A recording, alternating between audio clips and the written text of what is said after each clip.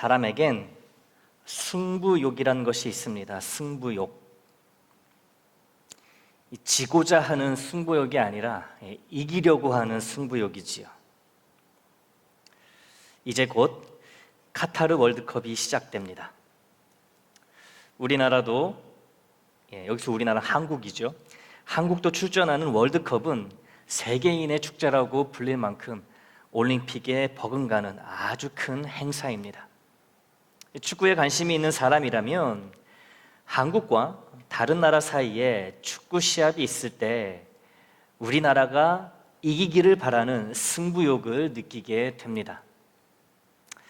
사실 우리나라가 이긴다고 해서 나한테 실질적으로 주어지는 것도 없고 내 삶이 달라지는 것이 없는데도 이기면 그렇게 기쁠 수 없고 지면 그렇게 아쉬울 수 없습니다. 승부욕 때문이에요. 승부욕이 없다면 우리나라가 이기든 지든 아무런 관심이 없습니다. 이겨도 좋고 져도 좋고 뭐 그런 거예요. 그런데요, 축구에 관심이 없는 사람도, 전혀 관심이 없는 사람일지라도 승부욕이 뜨겁게 활활 불타오르게 만드는 축구 경기가 있습니다. 우리나라 사람 한정 이야기예요. 우리나라 사람 중에 축구에 전혀 관심이 없어도 그 나라하고만 경기가 붙으면, 축구 경기가 붙으면 없던 승부욕이 막 올라오는 거예요. 어느 나라일까요? 어느 나라죠? 일본이죠, 일본. 일본과의 축구 시합이 그렇습니다. 우리나라와 일본의 첫 축구 시합이 있었던 때는 스위스 월드컵이 열렸던 1954년 3월 7일이었습니다. 당시 우리나라는 일본으로부터 광복한 지 얼마 지나지 않은 시점이어서 이 반일 감정이 극에 달해 있었던 그런 시기였죠. 첫 한일전, 한일 간의 축구 시합이 열리기 전에 당시 대통령이었던 이승만 대통령이 선수단에게 다음과 같은 말을 전했다고 합니다. 일본전에서 지면 모두 현해탄에 빠져 죽어라, 이런 말을 전했다고 해요. 죽을 각오로 싸워 시합에 이기라는 말이죠. 그때부터 한국 사람에게는 우리만이 이해할 수 있는 일본에 대한 승부욕이 뼛속 깊이 흐르고 있는 것 같습니다. 승부욕에 대해서 말씀을 나눈 이유가 있어요. 믿는 자들에겐 한일전 축구 시합보다 훨씬 비교도 안 될 만큼 승부욕을 가져야 될 대상이 있기 때문입니다. 바로 사탄이에요. 축구 시합은 질 수도 있고 이길 수도 있습니다. 이기면 기쁘고 지면 기분 나빠하면 그걸로 끝이에요. 하지만 사탄과의 싸움은 질 수도 있고 이길 수도 있는 그런 안일한 싸움, 전쟁이 아닙니다. 말 그대로 전쟁이에요. 영적 전쟁입니다. 전쟁은 한쪽이 죽어야지 끝나는 거예요. 반드시 이겨야 되는 겁니다. 살기 위해서. 항상 이겨야 하고 지고 나면 심각한 해를 입게 되는 것이 사탄과의 영적 전쟁입니다. 사탄의 공격은 언제나 치명적입니다. 가벼운 것이 없어요. 늘 치명적입니다. 아무리 맷집이 좋은 믿음일지라도 사탄의 공격을 제대로 막지 못하면 말도 안 되게 순식간에 쓰러져 버리고 맙니다. 문제는 믿는 우리가 사탄과의 영적 전쟁을 대수롭지 않게 여기고 있다는 점이에요. 사탄과의 영적 전쟁에서 승리하고자 하는 승부욕이 활활 타올라야 하는데 그렇지를 못합니다. 주님의 십자가 죽음을 불러온 것은 우리의 죄이지만 그 죄의 기원이 사탄이라는 것을 우리는 잊지 말아야 합니다. 죽기까지 싸워야 할 상대는 이 사람 저 사람이 아니라 바로 사탄입니다. 그래서 하나님은 바울을 통해 에베소서 6장 12절에서 다음과 같이 말씀하십니다. 에베소서 6장 12절이에요. 우리의 씨름은 혈과 육을 상대하는 것이 아니요 즉 사람과의 싸움이 아니요 전쟁이 아니요 통치자들과 권세자들과 이 어둠의 세상 주관자들과 하늘에 있는 악의 영들을 상대함이라. 우리의 씨름, 즉 영적 전쟁은 그 대상이 사람이 아니라 통치자들과 권세자들, 어둠의 세상 주관자들, 곧 사탄이라는 말씀이에요. 사탄은 많은 경우에 있어 사람을 통해 영적 전쟁을 믿는 우리에게 걸어오기 때문에 아차하다 보면 배후에 있는 사탄을 보지 못하고 눈에 보이는 사람을 상대로 영적 전쟁을 벌이는 실수를 저지르기 쉽습니다. 믿는 우리를 속여 사탄과의 영적 전쟁을 혈과 육의 싸움, 즉 인간 대 인간의 싸움으로 여기게 만든다는 것이지요.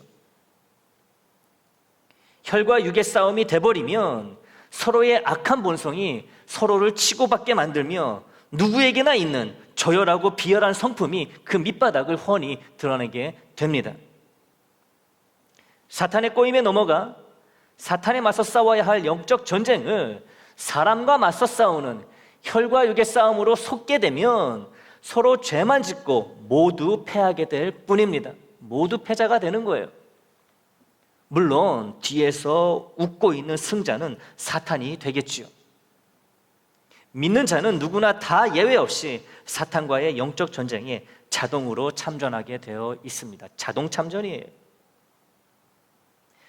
사탄이 전쟁을 걸어오는데 가만히 앉아서 당해서는 안 됩니다. 주님의 원수요, 우리의 원수인 사탄과의 영적 전쟁에서 지는 일은 우리의 자존심을 쓰레기처럼 구겨버리는 끔찍한 일이 되어야 합니다. 다른 사람에겐 한마디도 지지 않으려 하고 누구한테 한 소리 들었는데 그 자리에서 맞받아치지 못했으면 분한 마음에 집에 와서 이불을 뒤집어 쓰고 누워 밤새 끙끙대는 그런 쓸데없는 자존심, 쓸데없는 승부욕은 전혀 도움이 되지 않습니다. 우리의 몸과 마음을 더 병들게 하고 우리를 더 악하게 만들 뿐이에요. 기억하시기 바랍니다. 우리의 싸움 상대는 사람이 아니라 사탄입니다. 가벼운 싸움이 아니라 나와 우리가 심각한 부상을 입거나 영적으로 죽을 수도 있는 매우 심각한 전쟁입니다. 지면 끝장이라는 각오로 매 순간 임해야 하는 영적 전쟁이에요. 믿는 자들, 특히 교회로 모이는 우리는 사람에게 지지 않으려는 우리의 자존심과 승부욕을 사탄과의 영적 전쟁에 쏟아 부어야 합니다. 교우들 간에는 내가 좀 모자라 보이고 나사가 어디 하나 빠진 사람처럼 모여도 괜찮은 거예요. 그래도 아무 문제가 없습니다. 그러나 주님이 원치 않으시는 말과 행동은 철저히 삼가야 하는 것이죠.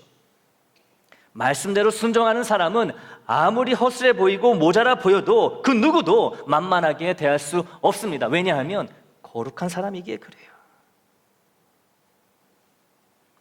하나님의 복음과 진리의 문제에 있어서는 깐깐하고 철두철미하며 절대 타협이 없지만 그 외의 문제에 있어서는 교우들과 이웃들을 대함에 있어서 조금은 허술하고 조금은 만만하게 보이는 저와 여러분이 되기를 축복합니다. 우리는 다 주님의 십자가 군사들로서 한 편이에요. 다 아군입니다. 같은 편끼리 싸워서 이긴 늘 우리의 대장 되시는 주님이 이긴 사람에게 상을 주시겠습니까? 오히려 호되게 책망하실 것입니다. 우리의 주적, 원수는 사탄이기 때문에 그래요. 우리는 무엇이 본질이고 중요한 것인지 잘 모르는 경향이 있습니다. 이와 관련된 한 사건이 누가복음 10장에 기록되어 있어요. 주님이 70명의 제자를 모으시고 두 사람을 한 조로 묶으신 후 그들을 각각 동네와 각 지역으로 보내십니다. 복음을 전하게 하십니다.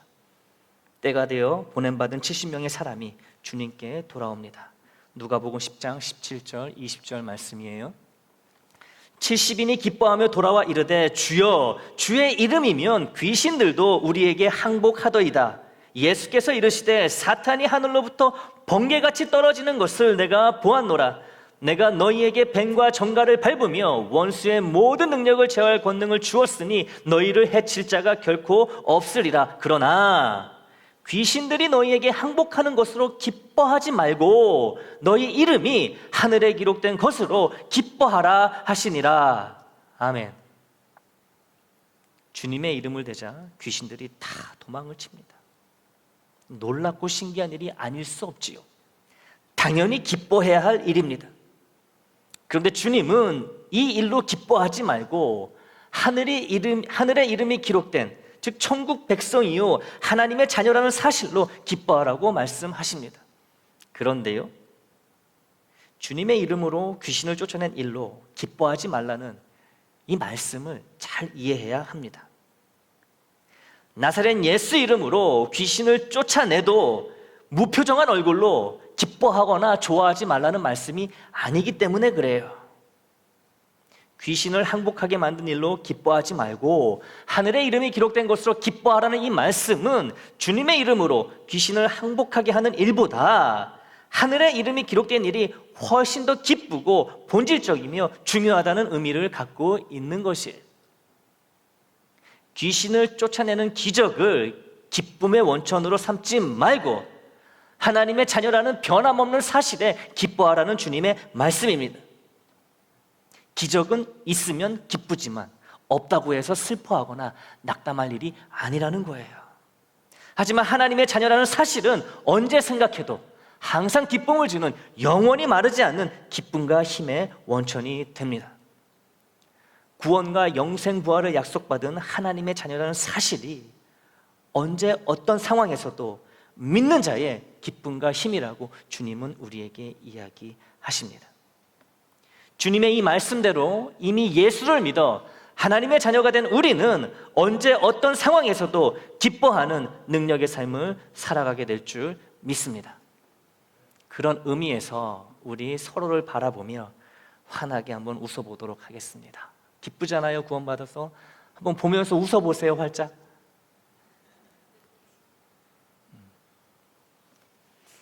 이상하게도 웃으시네요. 활짝 웃으라 그랬는데. 예. 사탄을 대적하는 승부욕에 대한 말씀을 이어가겠습니다. 우리의 싸움 대상은 사람이 아니라 사탄이에요. 그냥 가벼운 싸움이 아니라 나의 영혼과 나의 삶이 달려있는 전쟁입니다. 믿음으로 구원받은 하나님의 자녀로서 우리의 자부심과 자존심은 사탄과의 영적 전쟁에서 반드시 이기고야 말겠다는 뜨거운 승부욕으로 가득 차 있어야 합니다. 세상 모든 사람들한테는 다 져도 사탄 니놈에게는 절대로 지지 않는다라는 이 다부진 각오와 결기로 무장되어 있어야 하는 거예요. 사탄을 이기고자 하는 뜨거운 승부욕과 다부진 결기를 가진 자에게 준비된 무기가 있는데 바로 하나님의 전신갑주입니다. 바울은 에베소 교회 교우들에게 말하기를 마귀의 관계를 능히 대적하기 위해 하나님의 전신갑주를 입으라고 명합니다. 그리고 하나님의 전신갑주가 어떻게 구성되어 있는지를 자세히 설명합니다. 오늘 본문 에베소서 6장 14절에서 17절 말씀입니다.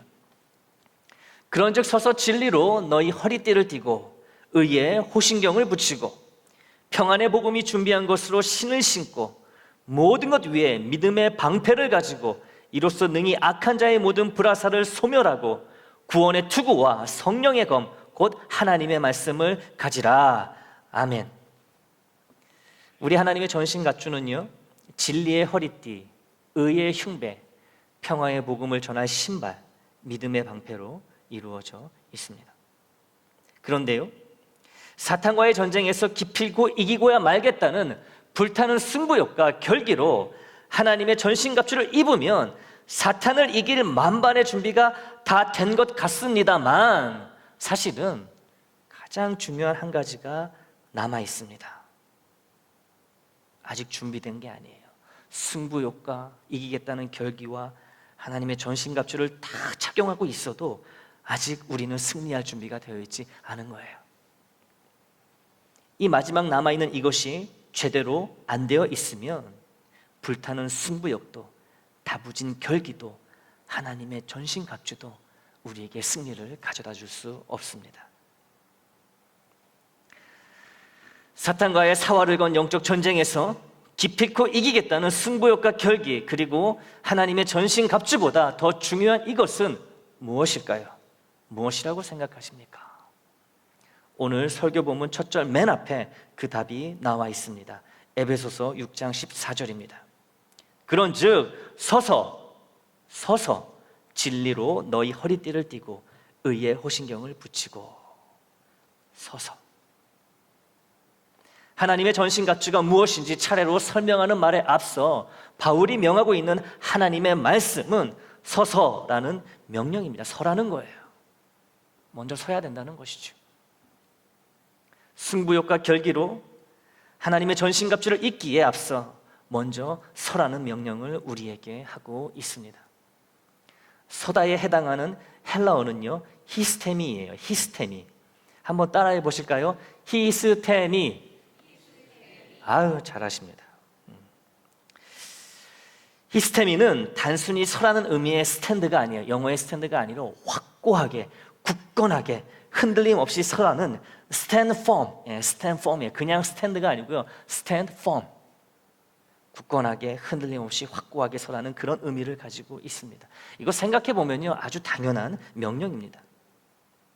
사탄을 이기고자 하는 승부욕으로 가득 차 있고 하나님의 전신갑주를 단단히 입고 있어도 제대로 서 있지 못해 비틀거리고 휘청거린다고 생각해 보시기 바랍니다. 제대로 서 있지를 못해요. 사탄과 전쟁을 하기는커녕 전쟁터로 나가지도 못할 것입니다. 자동차에 바퀴가 없는 것과 같고 비행기에 날개가 없는 것과 같으며 총이 있는데 총알이 없는 것과 같은 거예요. 한마디로 다른 모든 게 다 준비되어 있어도 견고하게 바로 서 있지 못하면 승부욕이고 전신갑주고 제 기능과 제 역할을 하지 못한다는 것이죠. 그렇다면 견고하게 서기 위해 우리는 어떻게 하면 좋을까요? 두 다리의 힘을 길러야 하는 걸까요? 주님은 우리의 견고하게 서고 못 섬이 우리의 다리 힘에 달려있지 않고 어디 위에 서 있느냐에 달려있다고 가르치십니다. 어디에 서 있느냐, 무엇을 딛고 서 있느냐, 여기에 달려있다고 말씀하세요. 주님은 우리가 서 있을 수 있는 곳이 두 가지라고 말씀하십니다. 하나는 반석이고 하나는 모래예요. 반석 위에 서 있으면 흔들림 없이 견고하게 서 있게 되고, 반대로 모래 위에 서 있으면 서 있기는커녕 무너져 내릴 수밖에 없습니다. 그럼 반석은 무엇이고 모래는 무엇을 의미하는지 주님의 말씀을 들어보겠습니다. 마태복음 7장 24절 27절 말씀이에요. 그러므로 누구든지 나의 이 말을 듣고 행하는 자는 그 집을 반석 위에 지은 지혜로운 사람 같으리니 비가 내리고 창수가 나고 바람이 불어 그 집에 부딪히되 무너지지 아니하나니 이는 주추를 반석 위에 놓은 까닭이요 나의 이 말을 듣고 행하지 아니하는 자는 그 집을 모래 위에 지은 어리석은 사람 같으리니 비가 내리고 창수가 나고 바람이 불어 그 집에 부딪힘에 무너져 그 무너짐이 심하니라. 아멘. 주님은 이 비유에서 주님의 말씀을 듣고 행하는 것, 즉 주님의 말씀에 따라 순종하는 것이 반석이라고 하십니다. 순종이 반석이라고 하세요.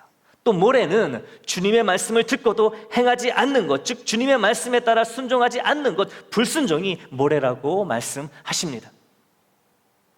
말씀에 순종하지 않으면 사탄을 무찌르고자 하는 승부욕에 불타오르고 하나님의 전신갑주를 꼼꼼하게 껴입어도 발이 푹푹 빠지고 자꾸 휘청거리게 만드는 모래 위에 서 있다면 사탄을 이기고자 하는 승부욕은 우리의 마음만 급하게 만들 뿐이고 하나님의 전신갑주는 그 무게로 인해 우리를 모래 속으로 더 깊이 빠지게 만들고 한 박자도 움직이지 못하게 만들 것입니다. 말씀에 순종하지 않는 자는 사기가 하늘을 찌르고 하나님의 전신갑주로 완전 무장을 하고 있을지라도 모래 위에 세워진 지처럼 사탄의 조그만 공격에도 버티지 못해 곧바로 쓰러지고 패하고 말 것입니다.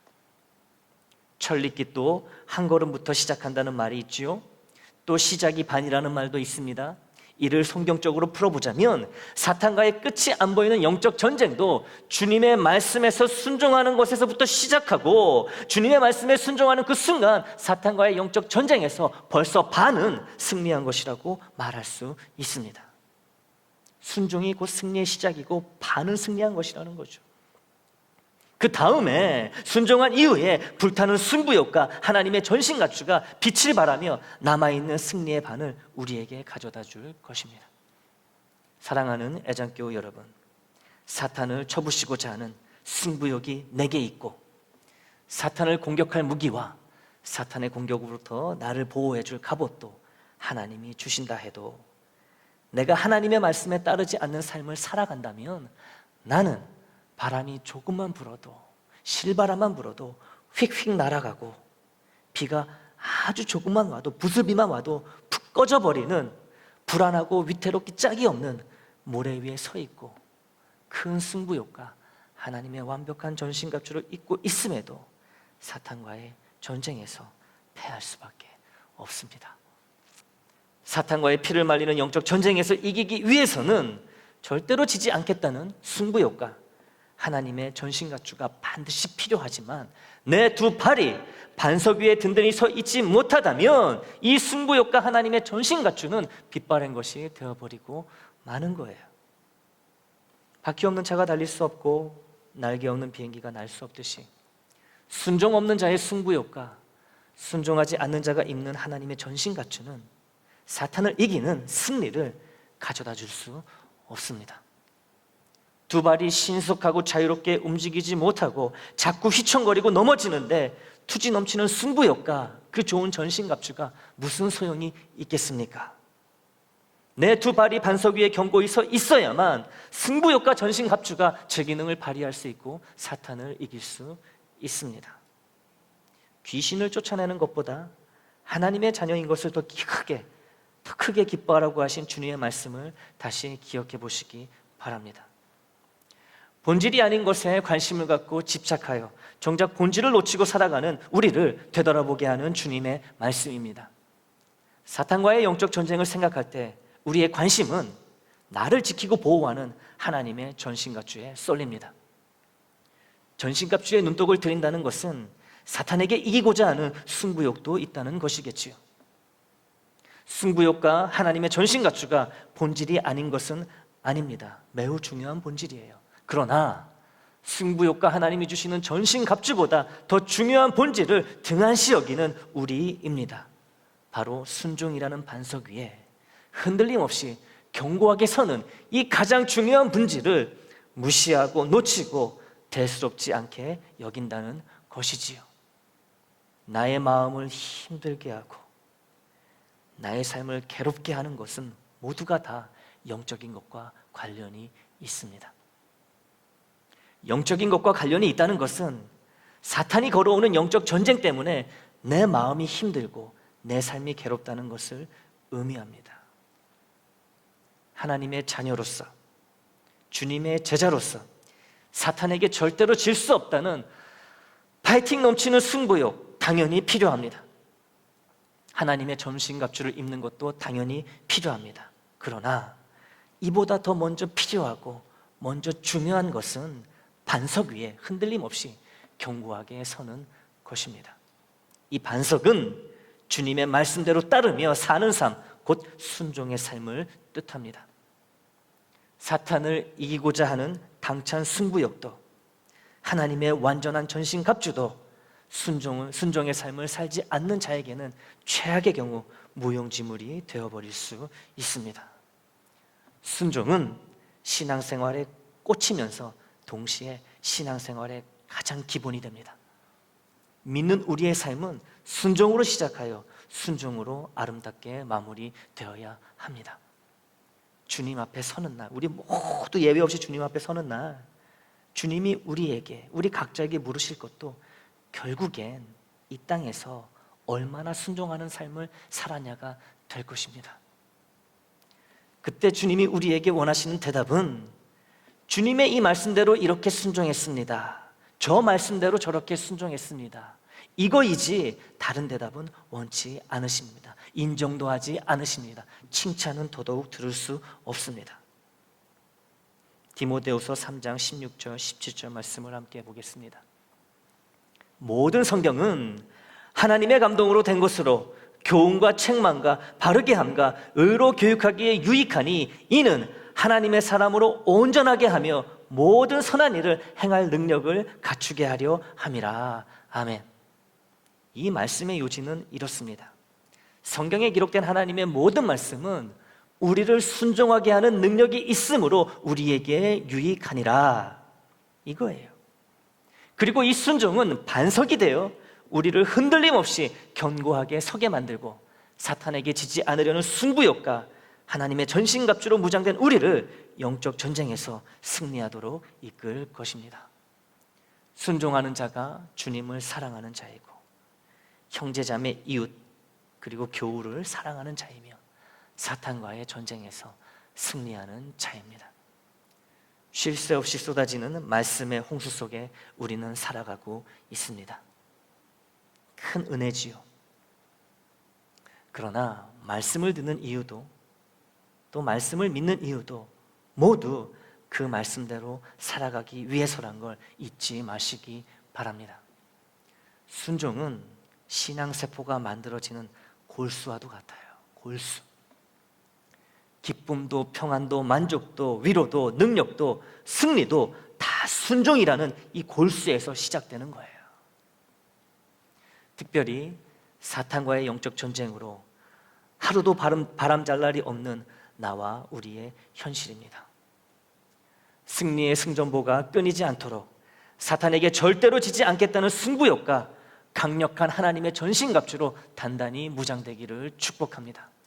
그러나 더 원하고 더 축복하는 것은 승부욕과 하나님의 전신갑주로 사탄을 이길 수 있도록, 승리할 수 있도록 순종의 반석 위에 먼저 흔들림 없이 우뚝 서게 되는 것입니다. 순종의 반석 위에 서서 불타는 승부욕과 하나님의 전신갑주로 사탄이 가루가 될 때까지 쳐부수는 저와 여러분이 되기를 우리 주님의 이름으로 축원합니다.